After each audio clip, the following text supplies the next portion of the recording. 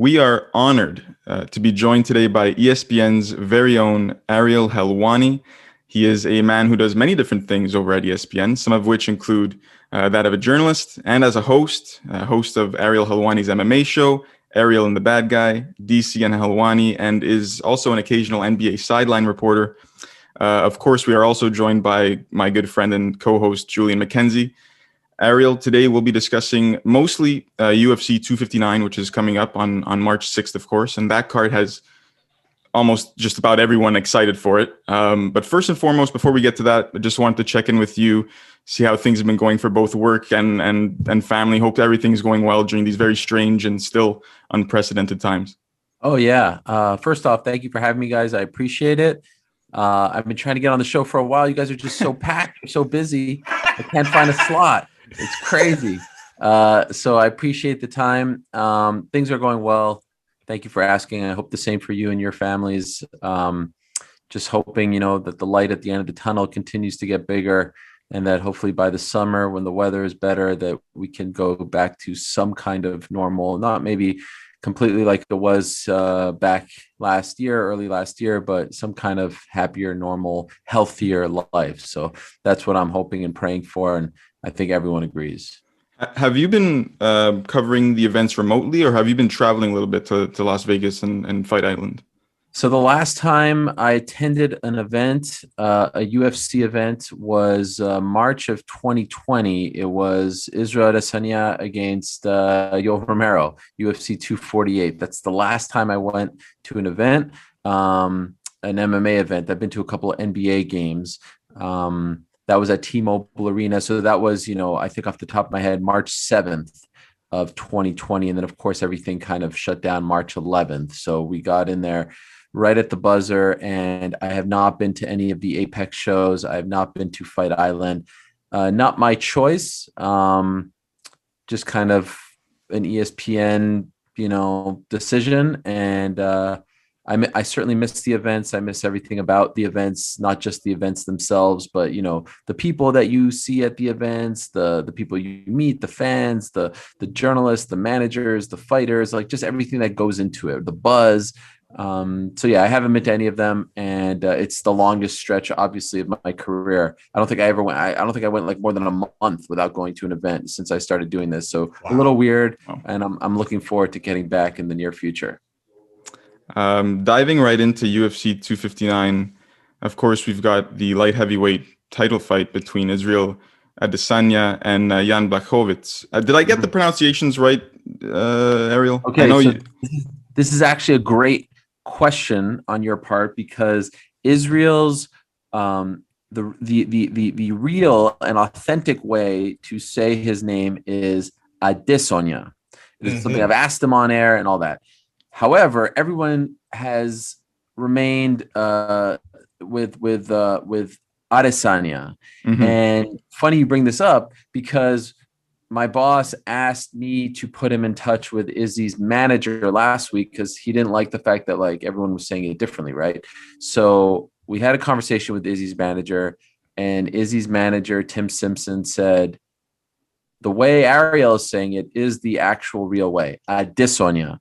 However, because no one else is saying it that way, Izzy has kind of decided that he just wants it to stay Adesanya. So ESPN has decided to stick with Adesanya. And now I have to reprogram my brain to say Adesanya when I've already programmed my brain to say Adesanya, which I like better. So I might stumble upon it a couple times. But yes, if you say Adesanya, according to Izzy, that is okay. He is comfortable with that and has sort of given up trying to get people to do it, to say it a different way. As for Jan is a little bit of a trickier one, in my opinion. So the L you don't actually pronounce as an L, you pronounce it as a W, and it's Blachowicz. So Jan Blachowicz. A little bit of a tricky one, but yeah, that's how you say it. So great fight, and two very unique names. Definitely unique. I'll bring you back now to when Jan fought or was just about to fight Luke Rockhold. Luke Rockhold said that he's quiet, he doesn't have much charisma, he's stiff, he's slow, and he's not technical. Now, obviously, that fight ended with Rockhold getting knocked out by Jan, and we've seen Jan also knock out his last two opponents in Corey Anderson and Dominic Reyes. So he's definitely that type of guy who, when he connects, he's got that power to knock you down or even knock you out. Obviously Israel is a different kind of athlete and fighter altogether. But I mean, should we not be expecting Jan to very much, hold his own? He is the champion of this division anyways, right? Yeah, no, I think a lot of people are underestimating him, overlooking him. It feels like he still isn't getting the respect that he deserves as champion, partially because, he got the belt after John Jones left the division. So, it reminds me a little bit of when DC won the light heavyweight title. He didn't beat John Jones, and it felt like people didn't quite consider him the real champion. And it feels a little bit like that in this regard as well. I think if he beats Izzy, he'll get a lot more respect, even though it's Izzy moving up to 205. That being said, looking at the odds, I'm not sure what they're at right now, but I know Izzy's the favorite. I don't have an issue with them. Izzy's just, he's a generational talent. He's incredible. And he's a guy who has fought as high as heavyweight in his kickboxing career. So, he's used to this sort of thing. He's used to fighting bigger guys. He's not going to have to cut any weight. We'll see how the power, we'll see how the speed, all that translates as a light heavyweight. But I think like skill for skill, if we go pound for pound, if you will, I think Izzy is the better fighter and Izzy should win. That being said, has Izzy been hit by someone who hits as hard as Jan, especially 20 pounds heavier? We'll see. We'll see how he reacts to that. I mean, like Paulo Costa hits hard, but he hardly hit him, right? Robert Whittaker hits hard, but he hardly hit him. So what happens if Jan connects? We'll see. But if you're just like looking at them skill for skill, I think Izzy's the better, quicker, more talented fighter, more athletic fighter. But as you said, when this man connects, devastating things happen. I don't think he has defeated anyone quite as good as Izzy. Like Rockhold and Anderson and Dominic Reyes are tremendous fighters, but they're not on the level of Israel Adesanya, in my opinion. So you see, I kind of have to like think about it now. It's annoying. But anyway, I think it's fair, but in a weird way, I also think he's not getting the respect that he deserves because he didn't beat John Jones and, didn't really get the opportunity to take the crown away from the current king. And it takes people a little longer to warm up to someone who wins the belt that way. Before I ask my question here, seeing how professional you've been in terms of trying to, ensure that you get the proper pronunciations of both fighters, it's something that, of course, I expect from a fellow Syracuse grad. So I must commend you on that. Yes, of course. Respect. Of course. When did you? Oh, yeah. I like it. Yeah. When did you graduate? 2017. Did a master's in television, radio, and film. Oh, nice. So from Newhouse. Yes. Yes, of course. Lovely. And where did you go undergraduate? I was at Concordia. So in Montreal? Much like, are you both of you guys in Montreal? Yeah. I'm surprised we didn't mention that off the top. What the heck? We buried the lead here, guys. I'm surprised. I think Frank got a little too excited. I was going to mention that, but of course. So where are you right now? Where are you in Montreal?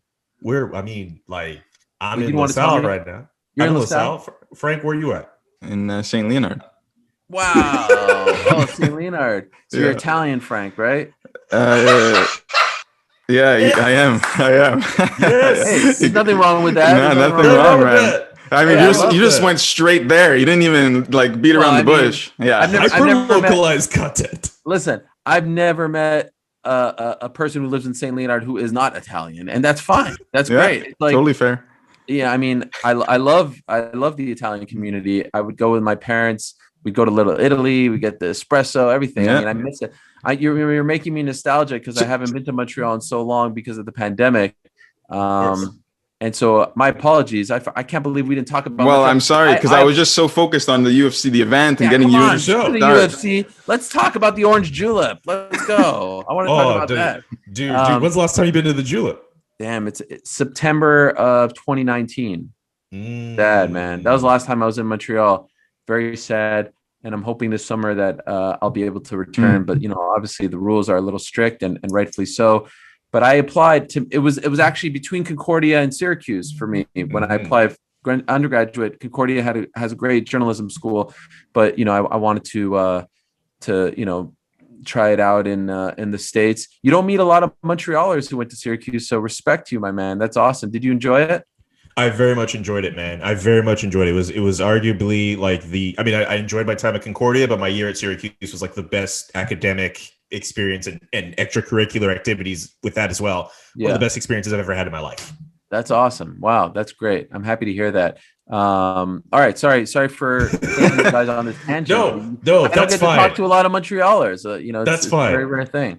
I'll try to throw in some more Montreal questions, but I'll get to the question I wanted to ask you, which is, when I look at fights like these, I'm not going to act like I'm the biggest aficionado with UFC, but I'm very much interested in personalities. And I'm really intrigued on what you think of the contrasting personalities between Adesanya and Blachowicz. And I probably butchered his name there. My bad on that. I'm trying my absolute best. You could go Izzy and Yan too. It's also Izzy and Yan work perfectly. So I'm just curious, what do you think of the personalities between Izzy and Yan? I think Izzy's a bit more fiery, but Yan seems a bit more demure and just a bit more humble, I guess. But what do you think of these two contrasting personalities? Well, first of all, I think Izzy has probably the best personality in the sport right now. I mean, in terms of a guy, if he's not the best, he's top 3. Obviously, Connor's up there. Khabib's a great personality. They're a great person. Like, Izzy is so much fun, is so entertaining. I mean, even the guy is doing things right before he's about to fight. I know nothing about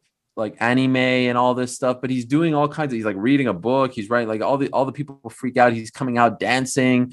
He puts on a show. He's a showman. He's an entertainer. And then he backs it up with incredible fights. He's not boring. He's fun. He's flashy, undefeated, hardly gets hit, knocks people out. He's just fun. And then when you speak to him, you know, he speaks the language of the internet. So he'll talk in memes. He'll talk about things that happen in the old days that the hardcore MMA fans will know. Like, he'll drop little lines like, there's a famous line George St. Pierre said to Matt Hughes back in the day, "I'm not impressed by your performance." And like, he'll say little things like that to make you know, like, oh, this guy is legit. Like, this guy isn't just some Johnny come lately. He speaks our language. He's one of us. He's also one of the greatest fighters of all time, currently one of the best fighters in the sport. Like, just, he's got the total package. And then you got a guy like Yan, who, Polish people aren't, historically the flashiest. They're all business. They, they're just kind of like, stoic, if you will, unflappable. And he is like that. But once you get to know Yan a little bit, you'll realize, like, yeah, of course, English isn't his first language, but the guy's got a great personality. He's got a great sense of humor. And he's got some quirks to him as well. For example, a few years ago, he was walking his dog in like a nearby forest near his house, and he found someone hanging by a tree. Like, this person was dead, committed suicide, and they're hanging there, right? Apparently, in his custom, you see something like that, that's good luck. And so he took a piece after the person was found, whatever, taken away. He took a piece of the rope and has kept it with him ever since. And you're supposed to do that. That's like the custom. You find that, you keep the rope. He hasn't lost since. And he believes that, like, that's some different kind of stuff, right? So this is a guy with layers to him I certainly wouldn't do that. But hey, no judgment here. If that's what his customs say, that's what his whatever. So you sometimes just have to dig a little deeper, and I enjoy those kinds of fighters. I enjoy those interviews where you have to work a little hard. I used to get upset when people would say, "Oh, Rory McDonald is boring. He's such a boring interview." I was like, no, that's on you. You need to get it out of him. You need to dig deeper. You need to ask him questions that will elicit good responses. And so, yes, on paper, both guys couldn't be any more different. They come from different countries, different backgrounds. They look completely different. They talk completely different. I mean, everything about them is different, but they're both supremely interesting people. And I can't wait. I love everything about this fight. I'm very excited for it. And I think we're going to learn a lot about both men, which I think is really fun. Going back to what you said about Izzy being really a generational talent, it's easy for him to be a showman, an entertainer. This might be a bold question, but will he ever have that star power to reach Connor's level of worldwide fame? If he wins this one too, he has a record to almost match up to Connor's. I mean, he's undefeated too.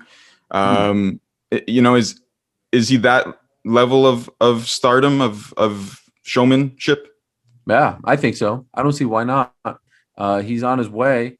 I would put him up there with Conor as, you know, I don't know, like I said, top 3 personalities.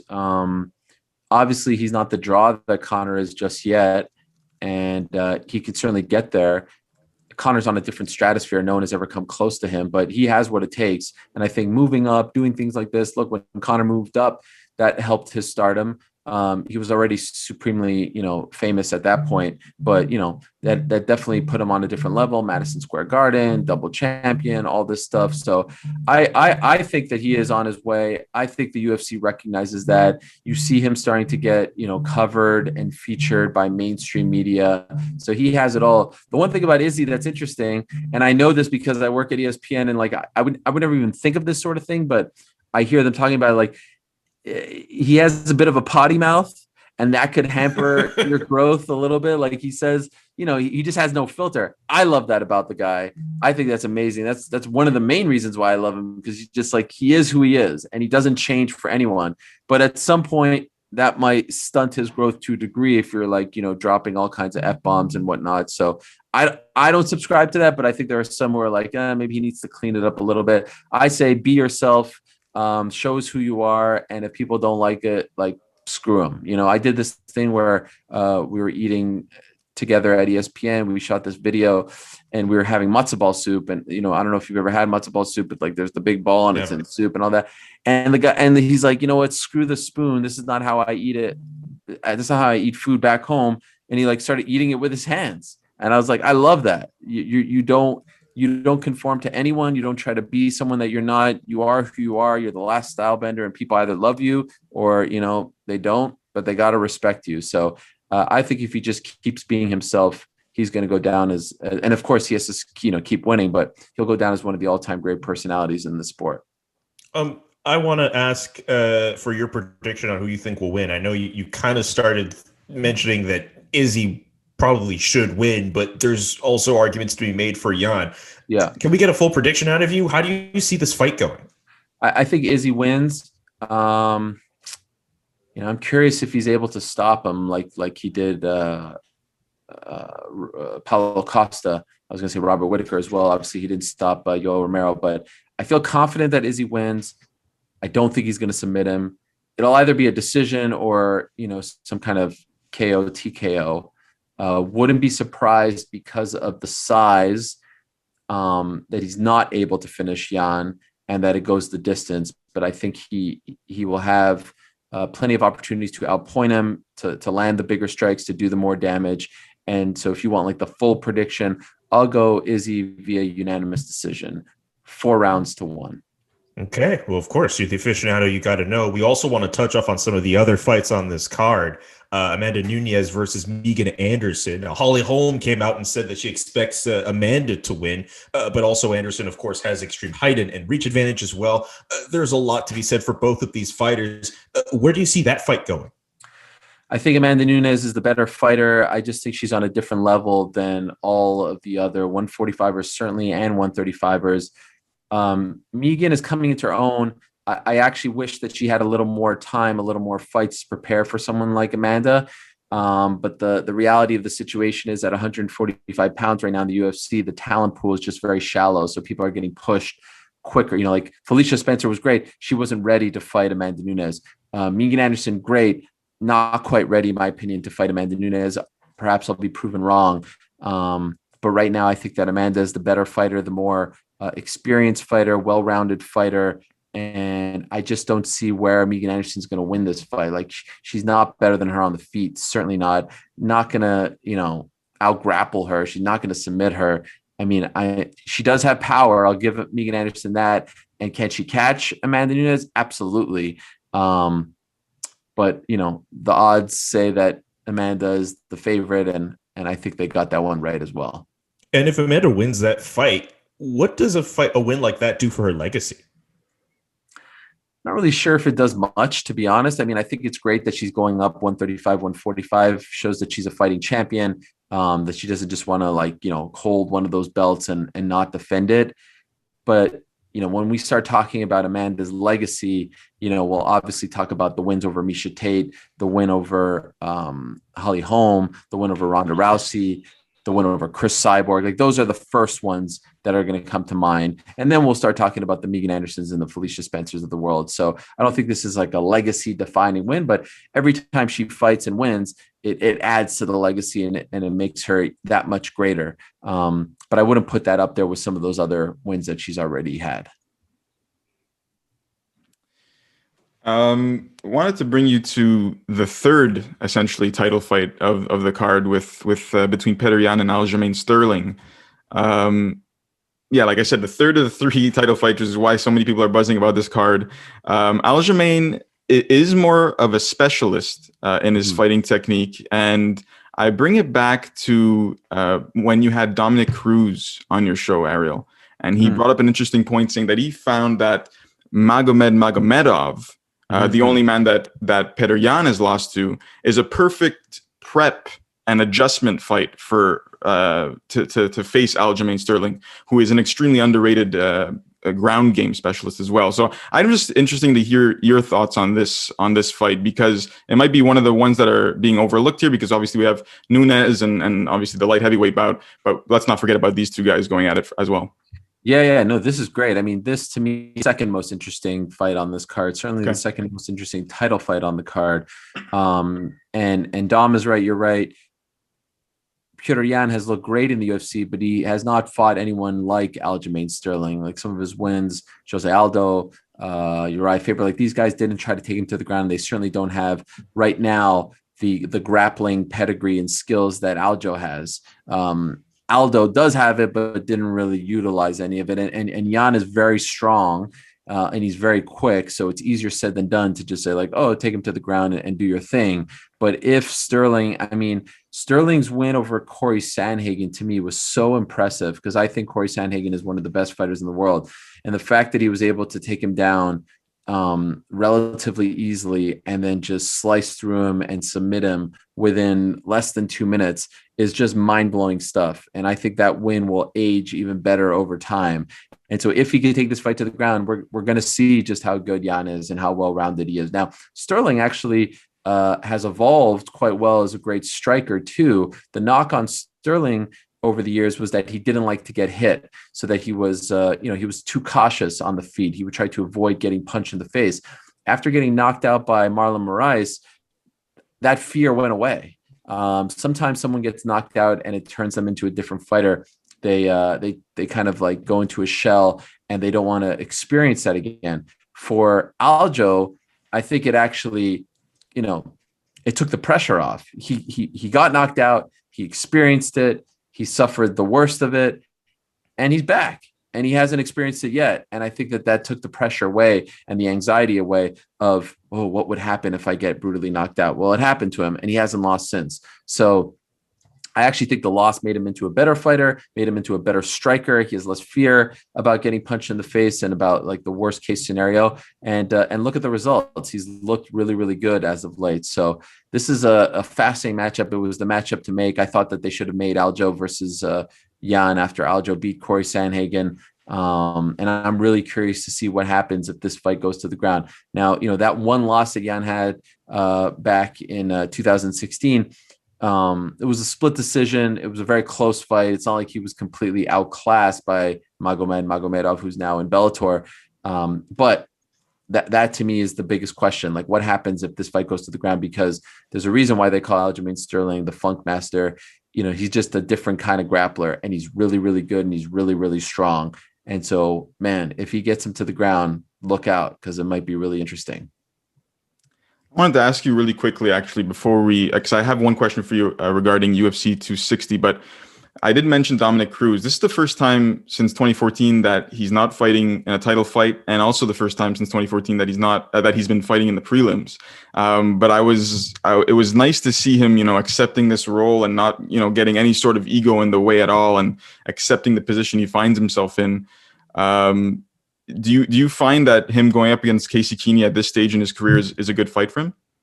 I think it's a very good fight for him, because at this point, all he has to do is win. Sometimes in the UFC, I feel like they just put you up there against killer after killer after killer. And that's not to suggest that Casey Kenny isn't a killer. He's won 3 in a row and he's an up and coming star. But, Dom has been so used to fighting number 1 or number 2 for the past decade that, sometimes it's okay to take a bit of a step back to build yourself back up.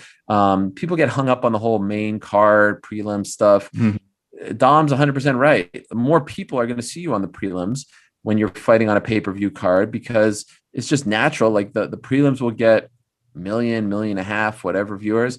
And very rarely, unless it's a Conor card, or it's, some special card, UFC 200 or whatever, the pay-per-view main card isn't going to do that. So it's not like they get paid more to be on the main card or pay-per-view card as opposed to the prelims. So who cares? And I don't know why the fans get all worked up about that sort of thing. So I think he has the right attitude. I like the fact that he said that he's healthy. He liked fighting a guy like Casey Kenny. They're both from the same hometown, Tucson, Arizona. That means something to him. Cool. And look, he should be commended, because I think most people will be like, oh, Dominic Cruz is fighting Casey Kenny. He has to win this fight, right? Like, who's Casey Kenny? So you could say he has everything to lose and nothing to gain. I disagree. He has a lot to gain. A paycheck, and B, just needs to get back on track. He just needs to win. It's been a while since he won. So get your hand raised, get your confidence back, get your mojo back, and let's see what happens there. But I don't even think Dominic Cruz needs to go for a belt at this juncture. Like, maybe it happens, maybe it doesn't. There are enough fun fights for him out there against maybe a Frankie Edgar or something like that. I know Frankie's going to keep fighting. Like, there's legacy fights, legend fights, whatever in the UFC. The guy is not washed up. And I think just most important for him right now is just win. And so I like the fact that they didn't put him in there against, a Corey Sandhagen per se. Put him in there against a guy who's building himself up, and let's see where Dom's at now. Before we let you go, go ahead, Julian. After you. Yeah, sorry, I didn't mean to cut you off. My bad. No problem. Before we let you go, Ariel, we have to put you through this game that we play on the WaterBoys podcast, a sports word association. Essentially, I'll mention a term, and you just give me the first name or anything that really comes to your mind. And since we know you were really excited about the opportunity to talk to us Montrealers, I will try to find a way to throw in some Montreal questions in this edition of the game. I'll try to find a way to do that. Okay. So what's the first thing that comes up when you think of the strongest jaw? In the sport of MMA, or just in general? Sport of MMA, but if you have a off the wall answer that has nothing to do with MMA, feel free to go in on that. Okay, so I'm going to be very authentic in this game and genuine, and I will tell you the first thing that comes to mind. Right? I'll tell you every time I'll give you the first thing that comes to mind, because I think that's the best, right? Yes, please. And when you said the strongest jaw, and it's probably because you just mentioned Montreal. The first name that came to mind was Jacques Plante. Do you know who Jacques Plante is? Wow. Yes, very much so. The legendary goaltender. Yes, that I don't know why, but that was the first thing. I was like, wow, strong jaw. Guy played goaltender for the Montreal Canadiens without a helmet. That's insane. Without a mask, that's insane. So that man, I remember I used to see these. What was it, like Part of Our Heritage? Do you guys know those commercials? Yeah, those Canadian heritage moments. Yeah, I love those. I miss those. They would play them before the movies in the theater. And there was one about Jacques Plante. There was one about Jackie Robinson, who played in Montreal. Yes. There was one about James A. Naismith, who invented basketball. Yeah. So Jacques Plante, strongest jaw. Okay. What about best striker? Okay, I'm saying first thing that comes to mind. The first thing that came to mind, the first name was Thierry Henry, who I just found out is leaving Montreal. Yes. Of course, a great striker in his day. Currently, not a great striker. He's a coach, but he was the coach of the Impact, and now FC Montreal, or is it CF Montreal? CF Montreal is the term. Yes. Okay. Yep. And he's gone, so that's a bummer. I don't know if you are looking for these answers. I think you might be looking for MMA. You know what? These are way better than I thought they would be. So okay, please All right, go in. So I'm going with number 14, Thierry Henry. Okay. What about for best ground game? Okay, so the first name that came to mind was Aljamain Sterling, maybe because we were talking about him, but I don't want to say Aljamain. I'll give you the second name, and that's Khabib Nurmagomedov. I think he's the most dominant. I mean, he's just on a different level. You see what he did to Justin Gaethje. You see what he did to Dustin Poirier. I mean, tough guys, tough guys, and he takes them down and he out muscles them and is just so powerful and crafty and smart. And I mean, he's just, in the conversation for the greatest of all time, in my opinion. And I think his legend will only continue to grow. So I'll go with Khabib. Best poutine. Ooh. So the first name that came to mind was La Banquise. Mm-hmm. Is that how you pronounce it? Yeah, La Banquise, yes. Yeah, but you know what? I'm not going to go with them. I'm going to go with the Julep. I love the Julep when it's a cold day and you're standing outside and all the steam is coming out. Those were great and great memories. And I also loved back in the day at Olympic Stadium when I'd go to Expos games with my brother, and there was a place called Kojak's.